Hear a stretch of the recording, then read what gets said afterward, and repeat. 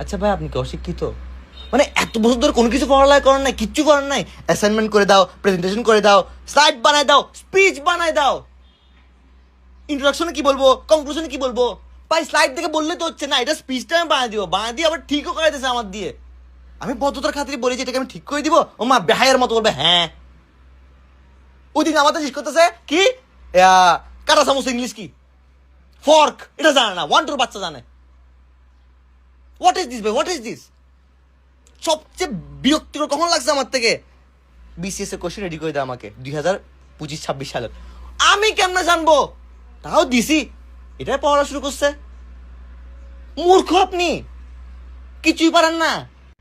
Chop chop, delete করে দিব, একদম ডিলিট করে দিব বেশি বললে। হ্যাঁ করে দেন ভাই, আপনার মতো মানুষের ফোনে থাকার চেয়ে বেটার হলো আমি কোন একটা ইন্টেলেকচুয়াল বা ভালো একটা মানুষের ফোনে থাকে, আমি কিছু শিখবো। এখান থেকে শিখতে চান, উল্টা আমি ডিমোটিভেট হচ্ছি ডেইলি। আর রাতের বেলা পাঠান না পেলে আমার সাথে ফেটে করবে, বেয়াদব, অশ্লীল।